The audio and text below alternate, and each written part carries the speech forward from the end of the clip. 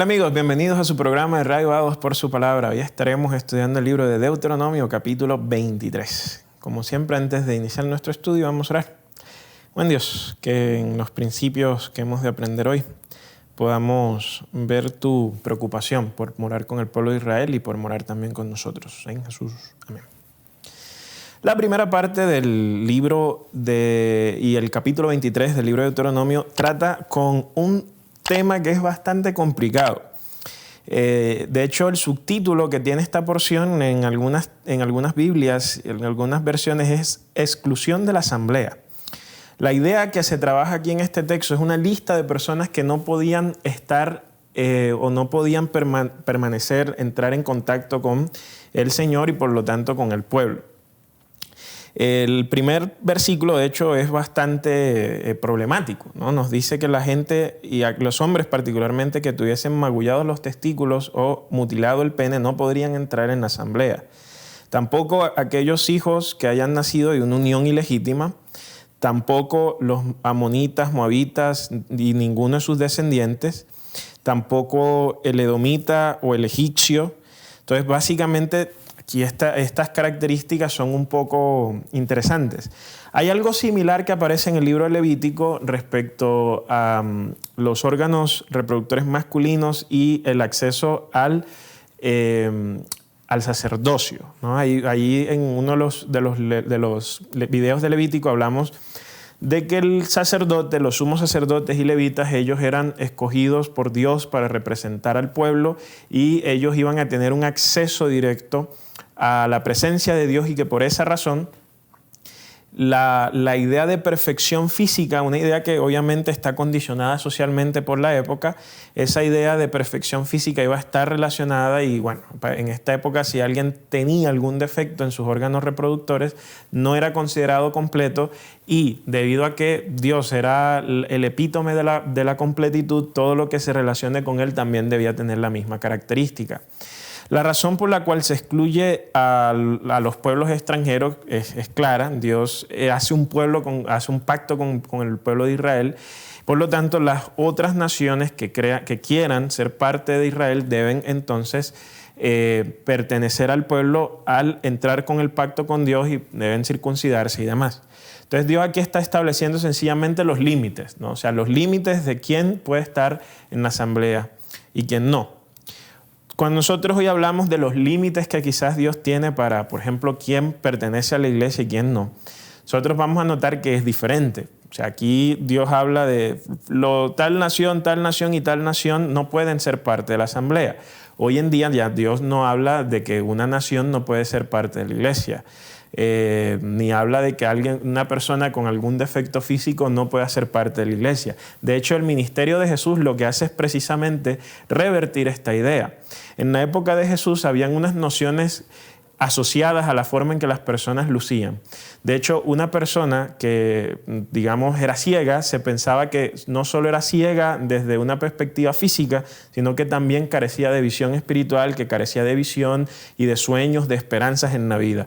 Una persona que era, por ejemplo, de estatura pequeña, se consideraba que era inherentemente malvada y que sus fundamentos éticos y morales eran débiles, debido a que su estatura era pequeña. O personas, por ejemplo, paralíticas, se creía que no solo la parte física carecía, ¿no?, de sensaciones nerviosas y demás, sino que también la vida moral de esa persona carecía también de sensibilidad y por lo tanto eran personas orientadas hacia los vicios y no hacia la virtud.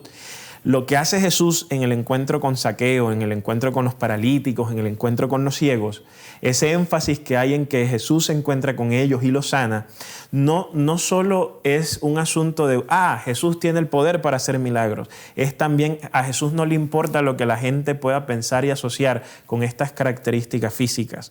Entonces nosotros vemos que en Jesús tenemos una reversión de cualquier impedimento que pueda existir para unirse al pueblo de Dios. No importa el físico, no importan los defectos, no importa las naciones. Todo el mundo es bienvenido y a todo el mundo se le invita a que pueda ser parte del reino de Dios. Y la única condición en realidad que existe para determinar quién está dentro y quién está fuera es Jesús. porque es Jesús en realidad el que nos da entrada en el reino. Y es Jesús el que rechaza a Jesús, por lo tanto no tiene entrada al reino. Entonces es por esto que Jesús habla de que aquel que lo confiesa y sigue su palabra estará en el cielo, y aquel que lo niega y no sigue su palabra, pues hay un lugar apartado para ellos.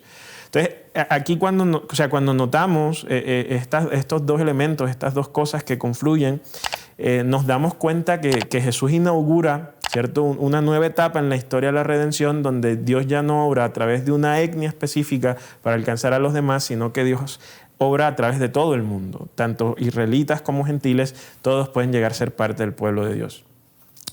Luego hay unas leyes que tradicionalmente se han entendido como leyes de salud, pero ellas también tienen un elemento ritual. Dios básicamente le dice al pueblo de Israel dos cosas. Uno, en la guerra, cuando un hombre esté impuro, esa persona no puede participar de las actividades del campamento. ¿Por qué? Porque si esa persona impura participa en las actividades del campamento, hará esto hablando de la impureza ritual. Como la impureza ritual se transmite, su impureza se transmitiría también a las otras personas del campamento. Y esto pondría en riesgo la presencia de Dios que estaba en el campamento, en el centro, a través del arca del pacto. Entonces recordarán en todo nuestro estudio levítico que hemos hablado de que Dios está en el centro y de que su presencia se amenaza con cualquier cosa que simbolice la muerte, que son las impurezas rituales. Entonces las personas deberían tener cuidado de no caer en impureza ritual, o de si caían en impureza ritual, apartarse de tal forma que no pusiesen en riesgo la presencia de Dios. Por último, se habla de las leyes misceláneas, que son nuevamente un conjunto de leyes que no tienen un eje temático, pero que dentro de estas posibilidades que nos dan estas leyes, cuando pensamos en qué Dios está tratando de hacer con ellas y en el pueblo de Israel, vamos a descubrir que sencillamente Dios está protegiendo al otro, Dios está protegiendo al más débil, al que no es tan favorecido. Dios protege al esclavo en el versículo 15. Dios protege a las personas en general en el versículo 17, cuando se habla de que ningún hombre o mujer se puede dedicar a la prostitución ritual. Dios protege al pobre o a la persona que no tiene tanto dinero en el versículo 19 y 20, diciendo que los israelitas no podían cobrarle usura al hermano, ¿no?, al hermano israelita sobre dinero, alimentos o cualquier otra cosa. Entonces, claro, los intereses es un elemento vital de la economía. Desde que existe dinero hay interés, porque los intereses es la forma en que el dinero crece y en la cual el dinero como tal se multiplica. Pero Dios sabía, de hecho ya lo estudiamos anteriormente, cada 7º año las deudas se cancelaban, y entonces no solo Dios se preocupa porque la deuda se cancele, sino que durante esos 6 años donde la persona tiene que pagar el dinero, debería hacerlo sin interés, ¿no? Porque la protección sobre el interés no está Dios no está en contra de que el dinero se multiplique y de que el dinero obviamente crezca a través del interés. Dios está en contra de la usura, y Dios está en contra de que una persona esté allí esclava debido a este interés, pagando por siempre una deuda. Eso es en lo que Dios tiene allí una preocupación, y por eso trata de proteger al más débil. Por último, en el texto se hablan de leyes que tienen sentido en un contexto de agricultura, que era el contexto en el cual iban a morar los hijos de Israel una vez tomaran posesión de Canaán, al colocar los versículos 24 y 25, por ejemplo, de que se pueden comer las uvas, pero no se puede llevar nada en el cesto, de que se pueden arrancar espigas con las manos, pero no cortar el trigo con la hoz. Y estos principios, estas dos leyes, por ejemplo, buscaban que si una persona tenía hambre y pasaba por un sitio, pues si tenía con qué comer, pudiese comer uvas o pudiese comer el trigo. Pero al mismo tiempo estaba protegiendo al dueño del cultivo al prohibir que una persona pudiese llevarse algo, ¿no?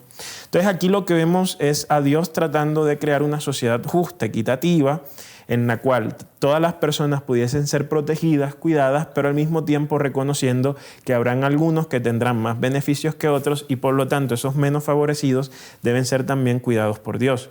Es por eso que Dios les dice en las bienaventuranzas, bienaventurados los pobres, porque de ellos será el reino de los cielos.